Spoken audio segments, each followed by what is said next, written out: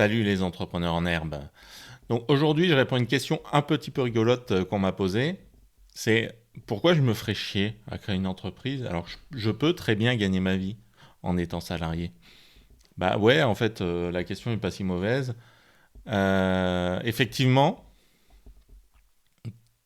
il y a tout un tas d'arguments qui vont tourner autour de l'entrepreneuriat. Certains sont vrais, certains sont faux. Déjà, là, on parle plutôt d'activité freelance plutôt que d'entrepreneuriat proprement dit. C'est-à-dire, est-ce que je me mets à mon compte pour faire la même activité que celle que je fais comme salarié? Je distingue deux choses dans l'entrepreneuriat. C'est l'entrepreneuriat de projet, c'est-à-dire, voilà, moi, je pense qu'il faut développer un produit ou un service qui n'est pas sur le marché parce que ce serait utile et je peux très bien gagner ma vie comme ça. Et il y a l'entrepreneuriat, entre guillemets, de subsistance. Je crée une activité de nature entrepreneuriale par sa forme. Je suis en entreprise individuelle, j'ai créé une société ou autre. Mais en fait, j'exerce juste mon métier à mon compte. Donc ça, c'est valable pour tout ce qui est activité manuelle. Donc vous pouvez être plombier, maçon, charpentier, menuisier, etc. à votre compte. Ou bien tout ce qui est activité intellectuelle, tout ce qui est autour du développement, tout ce qui est autour de la communication, tout ce qui est autour du juridique, même la comptabilité, comptable indépendant. Et je ne parle pas d'expertise comptable en cabinet, là, je parle bien de trier les factures d'une entreprise, de s'occuper de la comptabilité d'une entreprise, exactement comme le ferait un comptable interne à l'entreprise, mais en indépendant. Il y a tout un tas de professions comme ça que vous pouvez exercer vous-même dans votre coin. Donc, quel est l'intérêt de le faire plutôt que de rester salarié? Et sachant aussi qu'il y a un certain nombre d'activités qu'on ne peut pas faire en tant qu'indépendant. Vous êtes Reaper, voilà, vous n'avez pas organisé votre propre tournée de ramassage de poubelles, qui va vous payer? La bonne question, c'est déjà est-ce que mon activité le permet? Et donc pourquoi, si mon activité le permet, je me ferais chier à créer une entreprise plutôt que de rester salarié? Les réponses qu'on va vous donner vont être simples. C'est souvent gagner plus d'argent, être libre, vous réaliser personnellement, et en subsidiaire, diversifier ses activités, bosser pour qui on veut, quand on veut. Bon, tout cela est plus ou moins vrai, je vais développer un peu. Est-ce qu'on gagne vraiment plus d'argent en étant indépendant? Oui et non. Déjà, à un instant T, pour gagner de l'argent en tant qu'indépendant, il faut être capable de trouver des missions, d'une manière ou d'une autre. Donc la question, c'est est-ce que vous allez être capable de trouver des missions pour vous occuper autant en tant qu'indépendant qu'en tant que salarié? Vous êtes charpentier.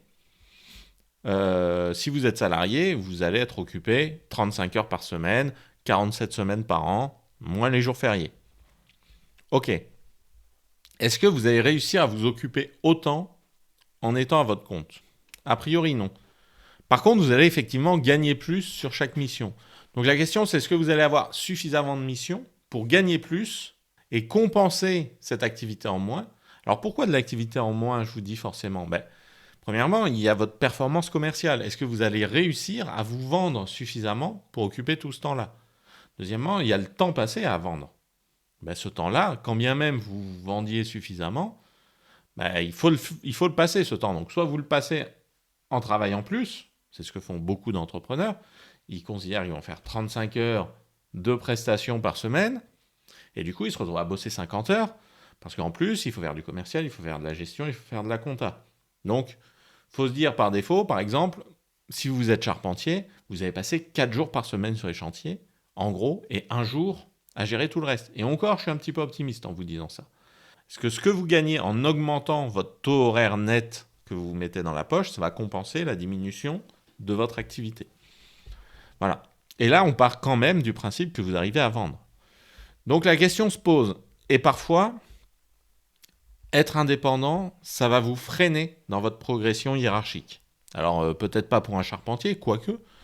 Peut-être si vous bossez dans une assez grande boîte, vous pouvez facilement passer chef de chantier et autres, et donc monter en compétence assez rapidement.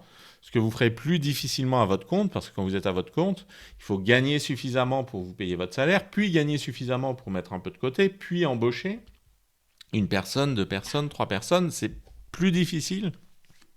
Il faut que vous développiez votre entreprise. Au sein d'une entreprise, en tant que salarié, pour progresser, il vous faut que le patron vous donne une promotion. Et puis voilà. Ça va dépendre beaucoup et en fait, on peut gagner beaucoup d'argent dans les deux situations et on peut en perdre, enfin, on peut stagner dans les deux situations. En tant qu'entrepreneur, on va plus facilement gagner rapidement si vraiment on arrive à faire son trou très vite, on va avoir une progression. Par contre, on a un risque, c'est de stagner sur le long terme. Et c'est un peu ce qui m'est arrivé à moi. En sortant de l'école, je me suis mis à mon compte. Enfin, après ma première mission comme salarié, je me suis mis à mon compte. Tout de suite, j'ai bien gagné ma vie. Par contre, au bout de 7 ou 8 ans, je me suis rendu compte que j'étais à la traîne. Et c'est là où j'ai dû me reprendre un petit peu en main pour monter en qualité de mission et réussir à transformer un petit peu cette évolution professionnelle. Donc, est-ce qu'on gagne plus d'argent ? C'est pas évident. À court terme, oui. À long terme, sur toute la carrière, c'est pas évident. Est-ce qu'on est plus libre ? Oui et non, encore une fois. Vous êtes plus libre dans le sens où vous n'avez pas à obéir au jour le jour à quelqu'un qui vous dit bah tiens, viens tel jour à telle heure à tel endroit. Ça, clairement, vous n'avez pas à le faire. Par contre, vous troquez un peu un patron contre 10 ou 15 patrons, contre tout un tas de clients qui eux aussi vont avoir des exigences. Et ces exigences, il faut jongler entre les exigences de ces 15 personnes, par exemple, en faisant en sorte que toutes ces personnes-là soient satisfaites. Donc vous avez moins d'engagement vis-à-vis d'une personne en particulier, mais globalement, vous avez plus d'engagement, plus de responsabilités, donc vous êtes moins libre en tant que patron qu'en tant que salarié. Ce qui est vrai, c'est que vous pouvez plus facilement dire merde à un client. Voilà, vous pouvez plus facilement, si une relation ne vous satisfait pas, une relation professionnelle ne vous satisfait pas, vous pouvez plus rapidement y mettre fin. Et si vous perdez un client sur 10, vous perdez peut-être 10% de vos revenus, mais on peut se dire que c'est pas si grave.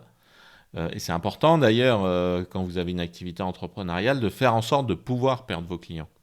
Ça ne veut pas dire qu'il faut le faire, ça ne veut pas dire qu'il faut les renvoyer chier systématiquement, mais ça veut dire quand même qu'il ne faut pas se mettre dans une position de dépendance, sinon vous avez justement aucun intérêt à rester à votre compte plutôt que d'être salarié.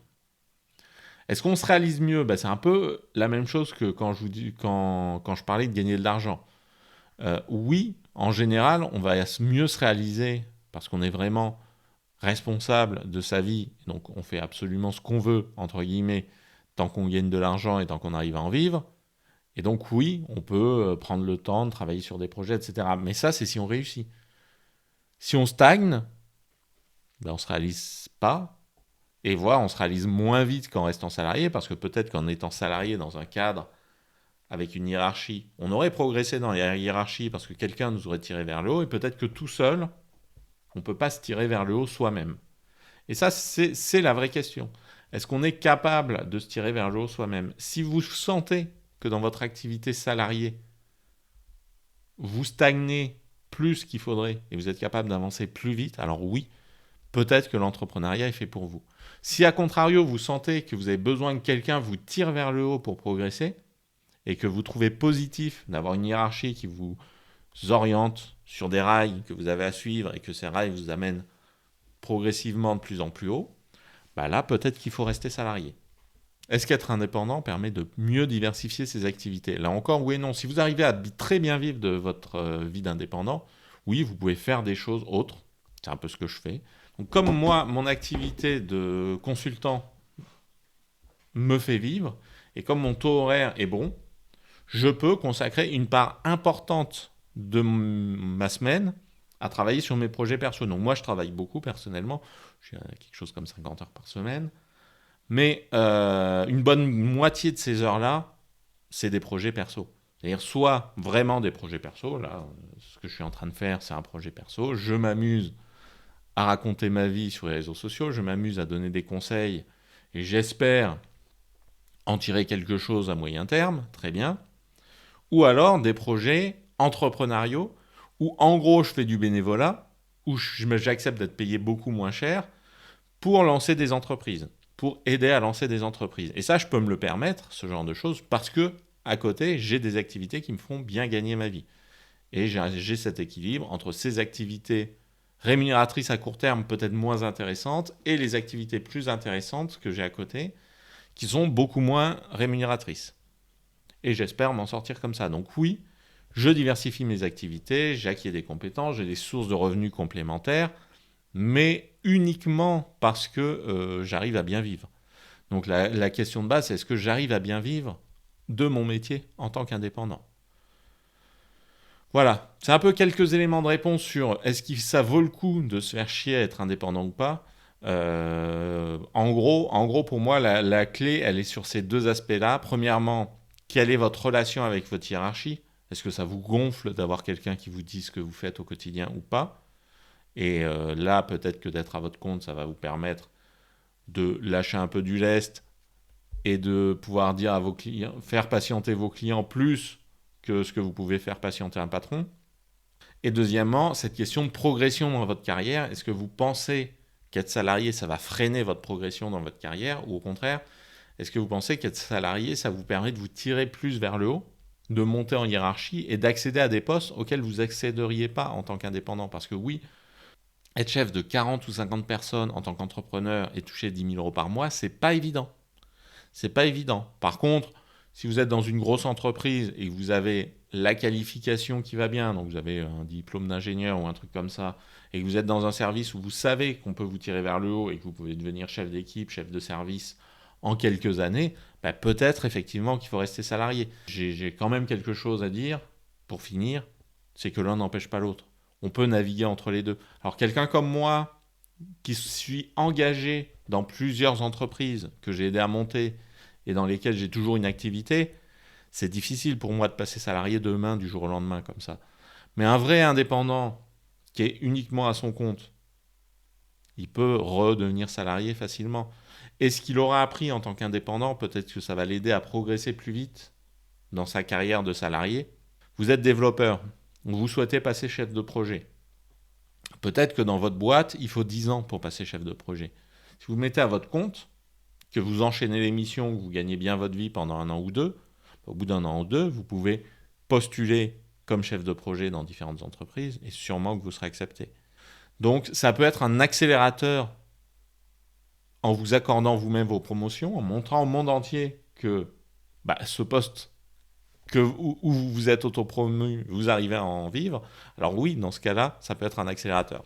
Moi, personnellement, pour redevenir salarié, il faudra quand même que l'entreprise qui m'embauche me propose quelque chose de vraiment passionnant et vraiment bien rémunéré. Donc, à bon entendeur, salut. Envoyez-moi vos propositions, mais il va falloir être costaud. Sur ce, j'espère avoir un petit peu répondu à la question. Bonne journée à tous. N'oubliez pas de vous abonner pour ceux qui ne l'ont pas fait et de mettre un pouce bleu pour les autres. Merci.